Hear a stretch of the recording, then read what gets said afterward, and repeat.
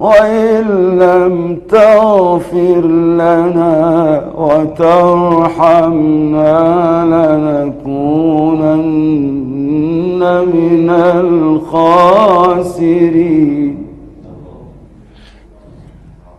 قال رب ليه قال في حوار، في ذوقيات في التلاوة يا إخوان، في ذوقيات في التلاوة، لا بد أن أتدبر معنى الكلمات التي تقال وأقولها.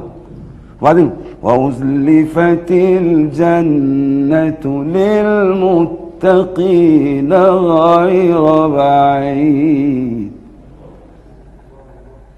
هذا ما توعدون لكل أواب حفيظ. جاي من خشي الرحمن بالغيب وجاء بقلب منيب، ادخلوها بسلام ذلك يوم الخلود.